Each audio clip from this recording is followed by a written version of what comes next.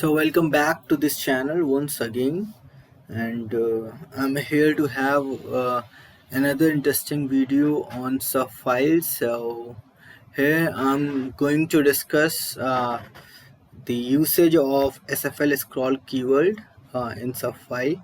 So why we mainly use this keyword. So let's see. I just created one program to show you the demo of SFLSCROLL keyword in Subfile. So if I just call this program, I can see uh, this is a load also file. Here I'm showing the records, three records at one page basically, and here you can see plus sign also, which indicates that there are more number of records in subfile, so we can just do the page up and page down here. Accordingly, after page down we can do page up. So also you can do x select using x. You can select any record and you can view the details. But here the main thing which I just want to show you is the current subfile RRN. So as you can see that current subfile RRN is 0 currently. So this is the first time when subfile loads. So what is the exact use of SFL scroll keyword it will be shown here. Okay, once I press enter, you can see the current subfile RRN is 1. Okay, why now SFL scroll keyword is basically which gives us the first record RN of the current page, you can say, on whatever page we are. So it will be giving us the first record RN of that page. Okay, so basically so we can track the RN in our subfile. So for example, if I do page down, now I just want to know that on which RN I am, or the which start RN of this page is. So if I press enter, I can see the current subfile RN is 4. But as you can see, there is an issue with the load also file, that once you press enter on any page, either on second, third or fourth page, so once I press enter on that page, I would be navigate back to the first page. So it navigates me back to the first page, but the current subfile RN of the second page was the 4, because on the first page there are only 3 records and on the second page there are only uh, 3 records. Okay, on the second page the first RN would be the 4. Okay, so for example, I do page up and then I press enter, so I can see the current subfile RN is updated accordingly. Okay, so after each page up and page down, I can see once I press enter only, then I'll be able to see the current subfile RN for that page. Okay, current subfile RN means the RN of the first record on that page, right? Now why I have to press enter, because this is the load also file. So in case of load also file, I know that I don't have to do the page up and page down handling, so that requires me to press enter, so that once the enter is activated, the program or the control will get back to the program, and in program I have handled that thing to display this current subfile RN thing. Okay, now so if in case I would have that you can say the um, for example, I would have that single page or expandable suffice, I would have handled that, and in that case also I don't have to press that enter every time to get this current suffice. Okay, now here also you can say more you can see more functionalities as like this. So how I handle this, so I can also handle that thing, that is once I press enter I would be on the same page.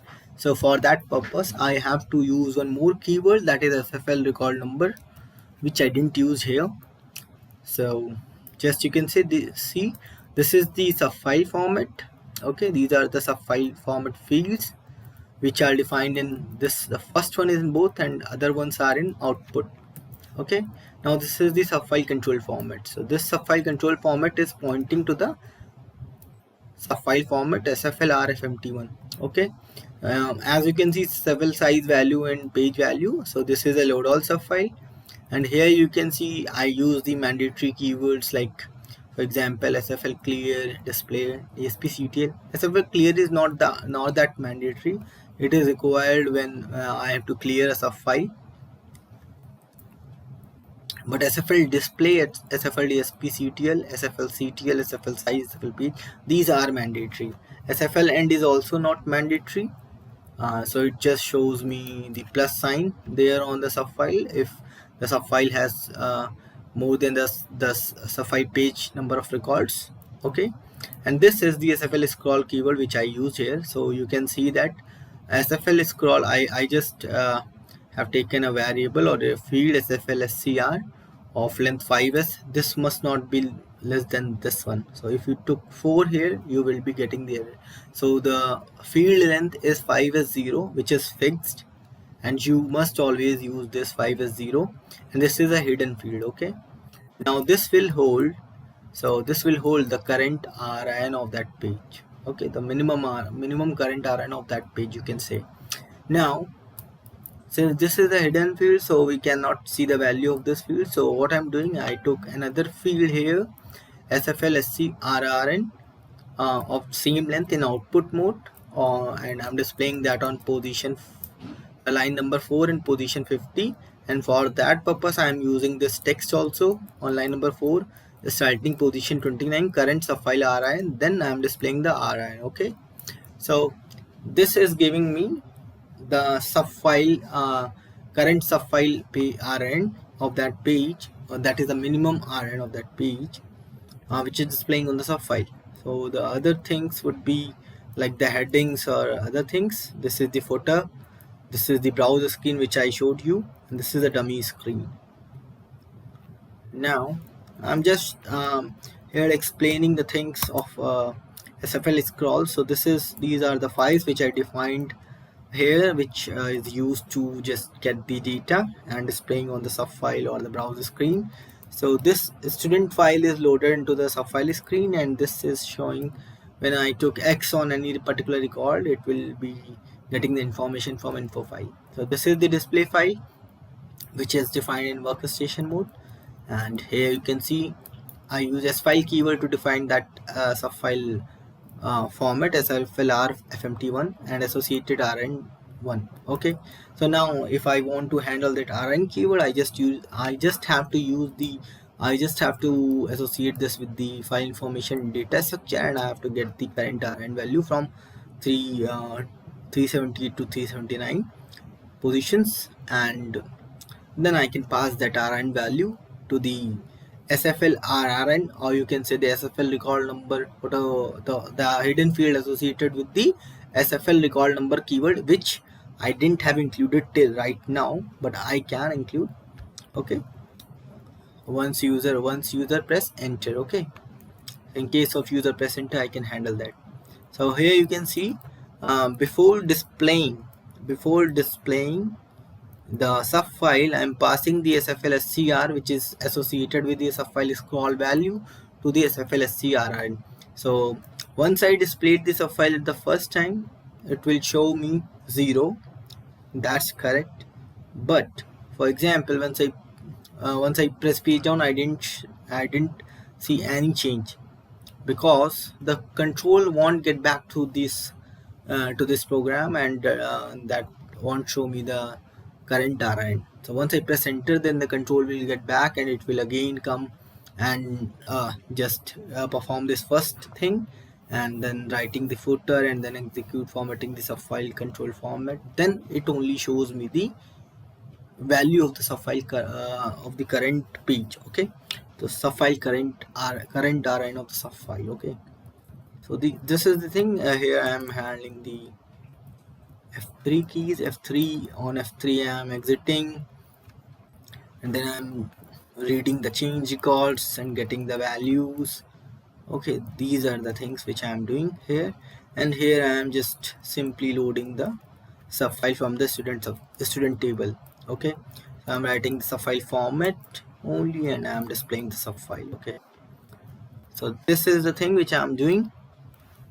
So you can call it again, so you can see it is 0. If I do page down, page up, you can see that there is no change in the current subfile and it is still 0. But since once I press enter, the control will get back to the program and it will just evaluate that SFL scroll value to the that field which I am displaying here, this one. Okay, so once I press page down and pressing enter, it will show me 4.